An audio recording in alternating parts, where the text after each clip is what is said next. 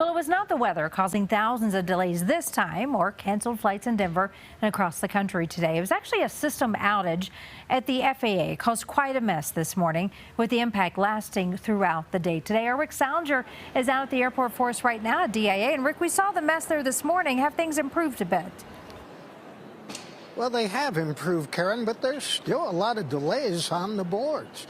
This morning involves something called NOTAMs, which are messages to pilots and others about the route they will be traveling and things they might encounter. One pilot told me today that if you print them out, sometimes they can be as long as an airplane. Today, the system broke down.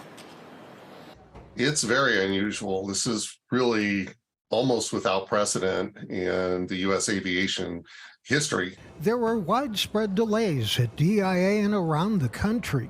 It was due to an FAA computer failure. It happened at the start of the morning and affected about 60 flights. This is not a minor one either. This isn't like Southwest being the Grinch that stole Christmas. This was a safety organization that couldn't deliver. In effect, it shut down the safety roadmap that pilots must read for any alerts en route to their destination. It's called a Notice to Air Missions, or NOTAM. What caused the outage? The answer is not immediately clear.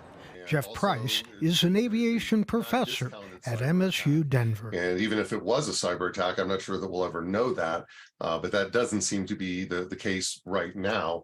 It just might be a case of a slightly outdated system or some other IT-related failure. Even the President of the United States was in the dark after speaking to his Secretary of Transportation.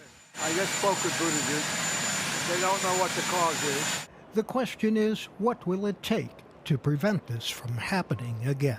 Congress is going to get involved. Boy, that's really comforting to have Congress involved. The real issue here is we've got to have some accountability for this failure. A head or two should roll. This might be a good time to point out that President Biden has nominated the man who runs this very airport to head the FAA, Philip Washington. His confirmation is not guaranteed. Live at DIA, Rick Salinger covering Colorado First. Rick, thanks. And in Arapahoe